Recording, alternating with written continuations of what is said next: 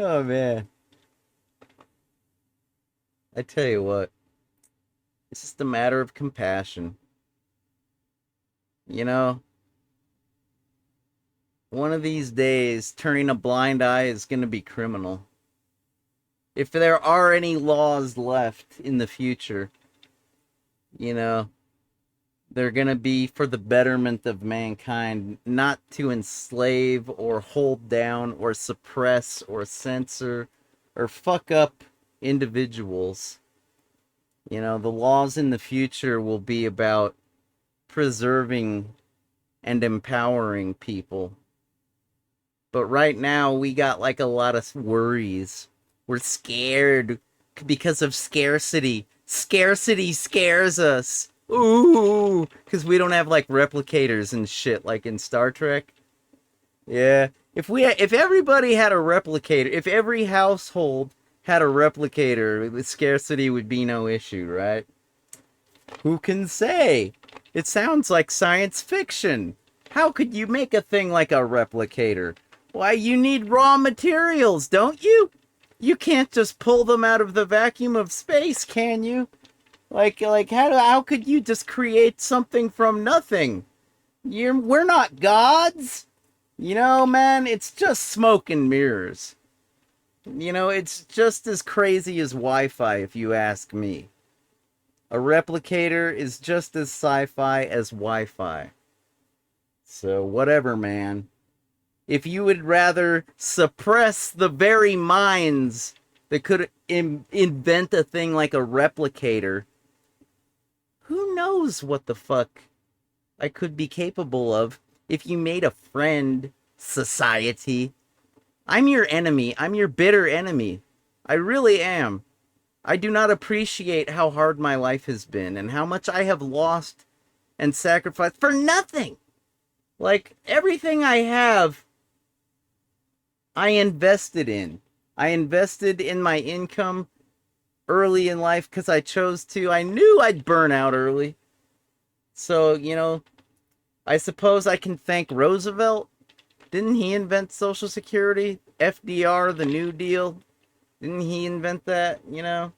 So, yeah, I guess I can thank him, but he's been dead a long time. I hope I'm right. It might have been another president. I think it was him, though. Anyways, whatever, man. You know, the benefit of mankind, all that jazz. It's an interesting concept, you know, to take a hit early on when you're still strong enough to take a hit, so that way you won't have to take a hit when you're old and you can't afford to take a hit. It's an interesting philosophy. I suppose it works. I suppose. Take the hit when you're at your strongest, so that way when you're at your weakest, you don't have to, right? I'd rather not have to take a hit at all, but you know, it's like, hey man, I mean, yeah, here, take a sip of my drink, have a hit of that, why don't you? I don't know, just spitballing here. Like I said earlier, the answers to the homelessness problem aren't going to be found in those videos we were just watching. Really, it's just fuel for compassion. That's ultimately, it's going to take people like you and me to solve the really fucking big problems, you know? But I'm a little too busy trying to survive. And when I'm not trying to survive, I'm trying to get a couple kicks playing a fucking video game and shit like that. So the chance to apply myself isn't really too often. I don't know. I suppose I pull off some pretty crazy shit. Have you guys seen my latest SoundCloud upload? I haven't made a song in a really long time. I haven't shared this on the stream yet. Not that I can remember. Might as well check it out. I don't know. Maybe, I doubt if you notice every little thing I do online. I mean, really, I try to tweet about it, but it's like I tweet so much. Who could keep up, right? Here, let me show you. Let me show you my latest SoundCloud upload. It's a humdinger, I guess. Okay. Here we go. Let me adjust our display. So yeah. Where are we? Oh, that's right. It wasn't this account, I don't think. I think it was actually, I was logged into a really old account for whatever reason. I think that was the only password that I could remember at the time, because everything's all crazy with the OAuth and and my password caches and stored my safe boxes of passwords. Everything's all fucked up. I barely have access to anything anymore. But, I think I got access to other people's stuff better than I have access to my own stuff these days. If that makes any sense whatsoever. Here, let's hear a sample of some of other people's stuff that I used to have access to. The description for this is quite descriptive. It'll tell you that that business is no longer in business for whatever reason. Did JJ shut them down with his elite hacker skills? Hey man, I'd never do that. There's people that depend on that business for their medication. Why would I shut down a totally fucked up business using my elite hacker skills? That's totally... No, man, I wouldn't do that to a pain clinic. I'm trying to get a good view. There you go. I guess that's pretty... You can see the graphic I uploaded, the WAV file I uploaded, the description I gave it, and the title I labeled it with. Alright. Let's party. This has been up for a few days. This has been up since, like, 8 days? Okay. What do we got here? Thank you for calling. Goodbye. Shit.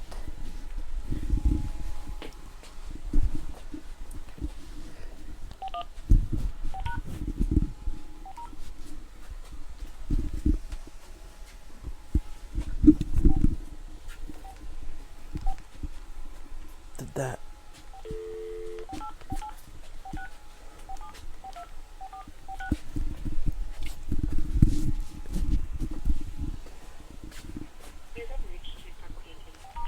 Please enter your mailbox number. Enter your passcode. You have one new message. To listen to new messages, press 1. To record message received today at 12:08 p.m. from an outside caller at 520-221-5080. Hi, my name is Nell Stewart. My birthday is 1/2/72. My number is 520-221-5080. I don't know when my appointment was at. Oh, and shit! I need to know when it was. Oh, hell no! And, JJ hacked the call me at this voicemail number box again, and he's sharing it on the internet? 520-221-5080. Oh, hell no! Can you please, That's some black hat when you get freaker this hacker message, call shit. me back, please. That's no Thank big you. deal. To replay the I'm trying to message, make a press point. 1. To reply to this message, press 2. To I'm- forward a copy of this This message is all to about another my struggle destination, as a dope press 3. fiend. To replay the message envelope, As you can see, it's no big deal. Like, with the default code, you can decode it with the DTMF decoder, and it's obviously nothing complicated. It's basically like, why don't you use your username as your password, why don't you? Why don't you use your mailbox number as your password, why don't you? Your PIN? It's very common in all businesses, big and small. And though the entire internet has been revamped, and like, now we all have to conform to these super strict SSL, TLS, protocols for the sake of our information in transit. Yeah, even though if you root a box, root a bega? Oh, I beg to root your box, that is. Actually, I never beg.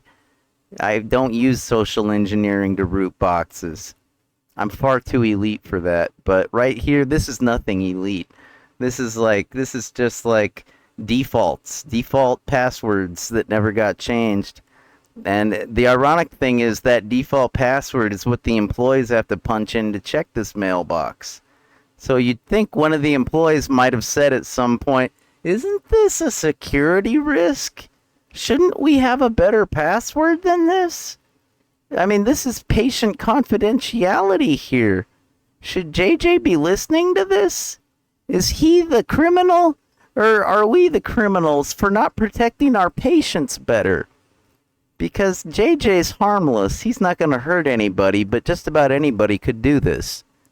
And there's thousands upon thousands, probably more like millions of businesses all over that are doing this practice of just not leaving, like not changing, like their passwords totally suck. You may think that everything's hunky-dory because the internet is like safe, which it's not. All right? Just because you're forced to use some alphanumeric meta-character password, you may think that's a whole lot safer, than what you used to use, right? And to a certain degree, you're correct. But to a certain degree, you're not, because these passwords get cached in memory. Everything that's encrypted has to be decrypted to be used by a computer. And, computers have, it may be stored on the hard disk encrypted, but it will get to the RAM and the CPU in its unencrypted form. And no matter how complicated your password is, it's ultimately still at risk. And, hey, man, what about two-factor authentication? That involves trusting the phone system. And this right here tells you not to trust the phone system. And this is just one regard. This is one simple little thing I think I can get away with and not get locked in Guantanamo Bay for. Okay? So, I'd really, we have some great people, everybody that participated in the anonymous hacker group that basically, changed computer security forever. We went from being Neanderthal-like, simplistic and infantile, to actually having a semblance of, the security measures that need to exist online and otherwise. But ultimately, some heavy prices had to be paid. This fucked up justice system of ours is fucked up. And it's what's the reward for being like a do-gooder, I don't even mean a vigilante. I mean, if you can't get people to listen to you because you're so fucked up, if you're so gifted and learning disabled that you alienate people to the point where they don't even want to look at you, how do you get them to acknowledge security vulnerabilities? I might as well be homeless and filthy. I might as well be a degenerate, well, shit, man. I'm pretty much a degenerate. I'm a junkie. I'm a pervert. I don't know about that. More on that in a little bit. What I think of perverts and wankers and alternative, you know what? It's all no big deal. But ultimately, it's another way to separate and divide and prevent the compassion from flowing. So more on that in a little bit. Here, speaking of compassion, why don't you listen to this poor old lady and her struggle, okay? Press 5. To delete the previous message, press... Check this out. It's fucked up. Wednesday, August 8th, 2018 at 9:27 a.m. from an outside caller at 602-977-1900. Hi, good afternoon. This is Lorena calling from the Next one. I'm calling in regards to our client, Maricela Ruiz, date of birth, May 3rd, 73. I'm calling to verify a balance she received through October 24, 16 through May 27, 18. I need to verify if she has any outstanding charges so we can go ahead. This is so inappropriate. What are we doing listening to this? Callback number 602-977-1900. Oh, well. It's relatively harmless, I suppose. Even though it's completely wrong. Press 1. To reply to this message, major privacy violation, right? Tuesday, Listen to this one. 6th, 2019 at 12:46 p.m. from Tucson Pain Institute. Yes, this is my Quincy at MEMMONS, date of birth 9/30/1967. I want to file a complaint about the Yuma office, Dr. Stephen's Yuma office. The girls in there are very rude. They did 2 mouth swabs on me and they didn't work, so they put my prescriptions on hold. I need my medication. I'm in pain and I need my medicine. And they're going to put it on hold. Yeah, I'm an amputee. I couldn't get in the bathroom to give a urine sample, so they're going to give me my prescription. I want to file a complaint. They're very rude. They're whispering behind people's back, and I'm talking Spanish in the room where I don't speak Spanish. I want to file a complaint. Somebody need to call me back. 928-366. Again, 928-366-7113. Very good, JJ. You protected that lady's phone number. That's good. I think that's... Been dazed and confused. Yeah, right. I'm a little dazed and confused after that. You know, I guess that's fate, because, you know, I'd like to call that lady and say, are you doing okay? Are you still getting, like, substandard medical treatment? Because, you know, that shouldn't be a standard of treatment where people talk behind your back, say funny things about you in another language, treat you like you're some kind of junkie because you're dehydrated and can't provide a urine sample and you'll do it later. You know, just give me some water, you know, like, what the fuck? And still, you're dope sick because that's the nature of the medication. When you don't have it, you feel like you're gonna die. Which reminds me, I could use a pill right now. That poor... You go, girl. That sounded like a nice black lady born in 1967 standing up for herself. And I say, you go, girl. High five. Way to tell them. Of course, you probably just sounded like an angry, ranting junkie. But I feel your pain, sister. I do. A little too much. That's why I'm taking this pill right now. That's the kind of shit, that's the kind of truth that you uncover when you hack shit. And I guess exposing it makes me a hacktivist. Granted, I'm really just a desperate junkie. That's really what that amounts to. How cyberpunk is that? Yeah, real glorious, right? The cyberpunk lifestyle. The high-tech low-life. Way to live. Yeah, emphasis on low-life. Emphasis on high-tech. Emphasis on low-life. Emphasis on high-tech. If you ain't got those two elements, you're not a real cyberpunk. Granted, it's more of a philosophy. It's more of an outlook, a way of life, rather than a lifestyle or a label. It's more like a way to prevent dystopia from being the only thing we have left. You know, but ultimately, the story is told by the high-tech lowlifes. Those are the cyberpunk storytellers. And this was another chapter in cyberpunk. Not a very big one. It's just about how people that need medicine are just like, not only do they have to pay too much for it usually, not only do they have to jump through a lot of hoops, way too many usually, you know, there's like matters of legality.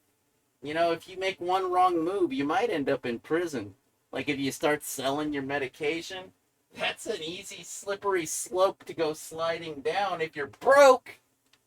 I'd never do it because I understand the risk. If people talked about it more, you know, maybe they'd understand the risk too. Ultimately, censorship and suppression of voices that don't lead to consumerism. I'm a shopaholic. Woo! Hey, you know what? We all gotta buy shit to live. I'm not gonna stop anybody from buying anything. And neither is a beggar on the street trying to get money to buy cigarettes and feed his old lady, like we saw earlier. It's not all about your fucking consumerism.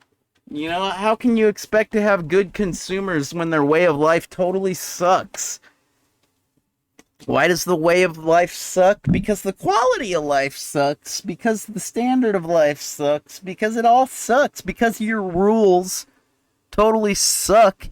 And somebody needs to make some better ones. And not only... Maybe less rules? I don't know. Maybe the right rules. You know, I've told you guys that I carry a gun, right? Let's talk about that. If you want to talk about medication control, you can talk amongst yourselves. I'm done with that topic. I think I've enlightened you to the best of my cyberpunk abilities. I think listening to that poor older black lady, she's older than me by about 15 years or so, listening to her struggle just reminds me of my own, and I'd like to change the subject. But you go, girl. Stay strong, sister, and maybe someday the lawmakers won't have their heads totally shoved up their asses, and maybe the voters, the American people, will be enlightened and have more compassion for people living in pain. Now then, on to the topic of gun control.